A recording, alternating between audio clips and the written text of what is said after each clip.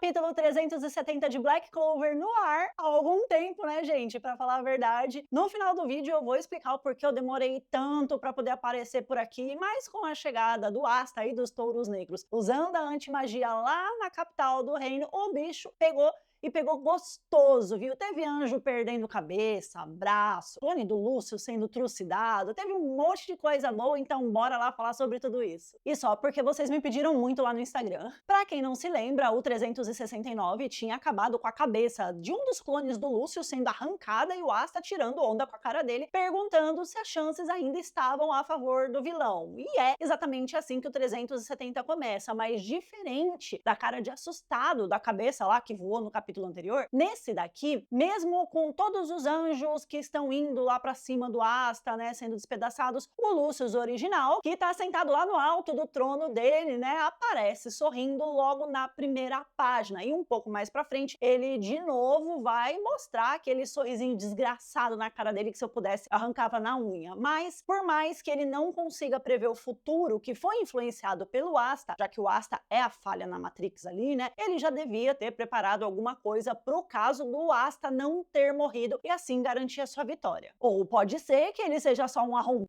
mesmo, né, que se acha tanto que não se sente ameaçado pela volta do Piá ali com toda aquela situação. O que seria um grande erro dele, mas depois de todo o esforço que ele fez por décadas para chegar a esse ponto, a gente já sabe que se tem uma coisa que o Lúcius não é burro, né? Então ele provavelmente se cercou de planos 1, 2, 3, B, C, D, Z para poder garantir a vitória dele ali. O fato é que nesses dois quadros que mostram ele sorrindo, só aparece ali do nariz para baixo, mostrando só o sorrisinho mesmo. Isso indica pra gente uma sensação não só de soberba, mas também de mistério e de surpresa, que juntos, nesse contexto aqui, acaba deixando implícito que ele tá tranquilo porque ele tem alguma coisa pra tirar da manga ou do ali que vai fazer a situação pender pro lado dele. A questão é que a batalha nesse ponto já tá tão caótica e tão complicada pro lado dos magos ali que a capital toda começa a desmoronar. E fazer isso a essa altura do campeonato simboliza muito mais do que uma dificuldade extrema da batalha. A capital de Clover representa ali o alicerce da sociedade desse reino, o pilar principal, sabe? Tanto que quem não mora lá é só a escória, né? E esses alicerces da sociedade sendo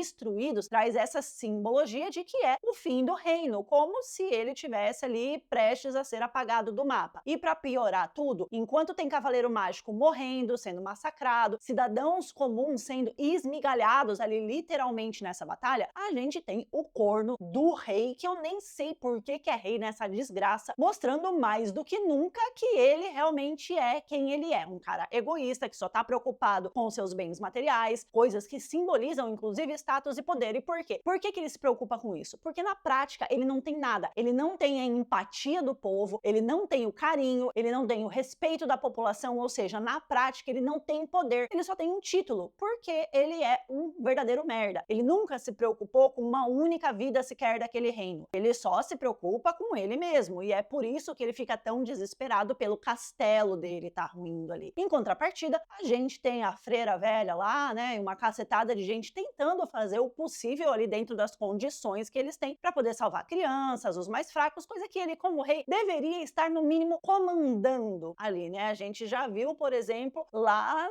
no país de Ino, o Shogun comandando mesmo sendo fraco assim, né? Em tese. Eu sei que a situação fica tão crítica que até o Yuno se preocupa com tudo desmoronando, e aí uma espécie de terremoto atinge eles, que na verdade foi causado por uma outra cartada que o Lúcius deu ali. Na página seguinte a gente tem um painel enorme de uma Yggdrasil que liga os céus com a terra e que representa também a árvore da vida, mas não a do Vengeance, tá? A da mitologia, da Kabbalah, e é mais do que nunca a árvore completa, a Sephiroth pra cima, a Qliphothoth pra baixo, e é legal ver quanto Tabata inseriu esse conceito desde o começo e em nenhum momento ele se perdeu nisso. Esse cara é bom demais, porque muitos outros autores acabariam se perdendo nessa trajetória. Mas aqui a gente tem o Lúcius usando a magia super colossal, que eu já vou explicar o que é, mas antes eu quero frisar aqui que essa explicação vem pela boca do Asta, ou seja, quando ele bate o olho naquela árvore enorme, a capital está sendo quebrada em pedaços, né, e subindo ali dentro desse campo de atuação, ele sabe exatamente do que se trata, exatamente o que está acontecendo. Ele sabia que o Lucius iria usar aquilo para tomar o controle de tudo e finalizar o seu plano, e é por isso que o Asta fica tão desesperado mais pra frente ali alguns quadros para poder parar o corpo original do Lucius. Mas o que é essa magia super colossal? A gente já viu uma versão menos poderosa dela, como a magia composta colossal, que foi a técnica que a galera usou lá no 361 para poder localizar o Asta, lembra? Lá eles usaram uma magia colossal e uma composta para poder criar a Porta do Destino. Mas o que é uma magia composta? É quando os magos usam 3 ou mais atributos para poder criar uma magia mais forte. A gente já viu também uma versão inferior dela, com o Yami e o Nachi unindo magias e criando parque infantil lá no 324, por exemplo. Outros magos também já fizeram isso em outras ocasiões. Então, partindo desse princípio, a magia colossal é um tipo de magia de alta escala, altíssima escala, né? Que atinge uma área muito maior do que a magia sozinha, mesmo de um cavaleiro muito forte, poderia atingir. Por exemplo, no filme de Black Clover, o Conrad usa a magia colossal para atingir um continente inteiro. Então, não é uma coisa de atingir ali uma rua ou um bairro, é uma escala assim muito maior, inimaginável. E como a irmã Lily disse lá no 350 que a magia que o Lucius iria usar ia atingir o mundo todo, ela deixa claro que essa magia deixa de ser só colossal e fica num nível muito acima, sendo uma super colossal. E se é para atingir o mundo todo, provavelmente nesse momento não é só o reino de Clover que está se despedaçando ali. Todos os outros lugares do mundo devem estar da mesma forma nessa hora. Mas voltando aqui para essa parte do mangá, é legal ver o quanto o Ryuya investiu energia com o olho que tudo vê dele lá para poder passar pro Asta o máximo de informações possíveis antes dele ir pro reino, né? Para ele conseguir fazer algo de concreto contra o Lucius, porque, gente, eu já falei aqui no canal, logo que o Ryuya apareceu, força física numa guerra é importante? É, mas o que vence de verdade são as informações, porque através das informações estratégicas que se é possível traçar planos de combate que vão ser efetivos na batalha. E nisso o Ryuya foi essencial aqui. Na verdade, ele tem muita experiência com isso, né? E mais, ele ainda previu convicto que só o Asta junto do Yuno poderiam ter alguma chance, ainda que mínima ali, de impedir o Lucius, porque atualmente os dois estão acima de todos os outros cavaleiros ali em questão de força e habilidade. É claro que o Lucius lá de cima não ia ficar parado vendo os dois subindo para matar ele e enviar os clones lá para baixo, né? Mas mesmo assim, de verdade, eles dois nem cogitam perder tempo com esses caras, porque a parada aqui é muito urgente. 1 minuto faz diferença no destino do planeta. E é aí que entram os Touros Negros unidos mais do que nunca para poder abrirem o caminho pro Asta e pro Yuno seguirem em frente contra o vilão principal, que é o verdadeiro Lucius, que tá lá no trono dele achando que ele é Deus, né? Eles, mais do que ninguém, entendem que o nível do Asta tá muito mais acima do nível deles e que o Asta sempre vai superar os demais cavaleiros, né? Ele fez isso a jornada toda dele. Ele é um cara que ele tá sempre evoluindo, tá sempre superando os limites dele, até porque quem tem limite é município, não o Asta. Então eles estão ali justamente para barrarem os empecilhos e deixar o caminho livre pro Asta e pro principal, enquanto eles ficam lá como secundários. E aí a gente tem os Touros Negros divididos em grupos, né? Num grupo tá lá o Zora, a Charme, o Finral e a Secre. No outro tem a Vanessa e a Grey. O Gauch tá ali com o Capitão Ryu e o Gordon junto do Vengeance e da Charlotte. E esse foi o único grupo que deu para entender assim claramente como que o poder da antimagia do Asta tá agindo sobre um dos integrantes, porque o Gordon, que tem a magia de maldição, ele tá literalmente transformando a maldição dos dois ali, do Vengeance e da Charlotte, em poder bruto, ou seja, ele tá cancelando a maldição e transformando ela em força, então os dois vão ficar muito roubados. Enquanto isso, o Nachi finalmente chega para salvar o Yami e enfrentar o Morgan, que de verdade é a luta que eu mais tô ansiosa para ver de toda essa batalha bem louca que tá rolando. O mangá então termina com o Yuno e o Asta subindo em direção ao Lucius, mas o que o corno lá não esperava é que os dois iam chegar tão rápido, né? Eles literalmente aparecem atrás do Lucius com o poder de teletransporte do Yuno, por causa das estrelinhas dele, faz até o plim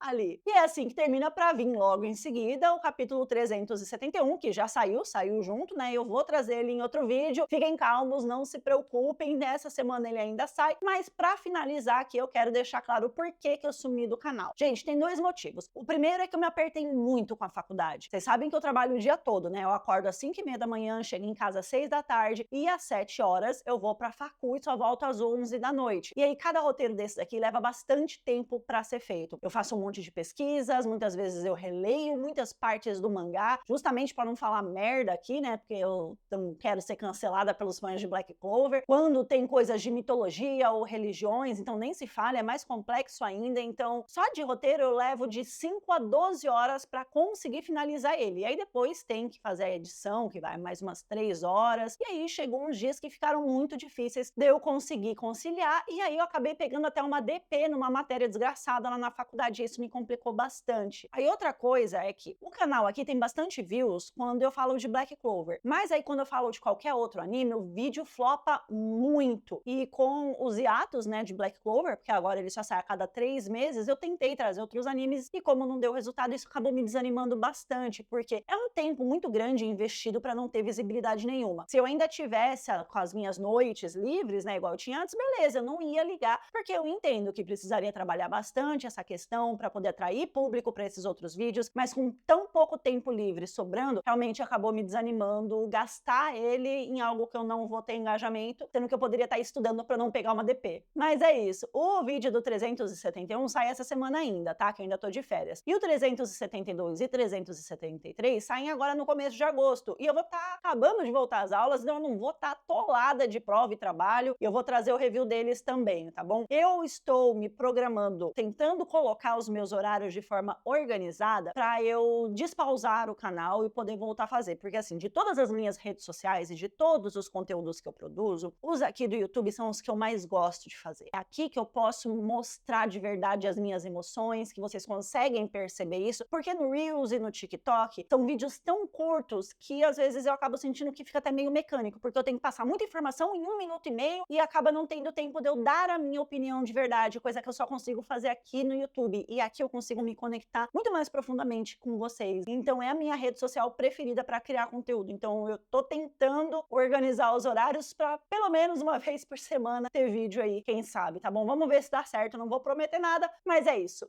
Beijo, gente. Tchau.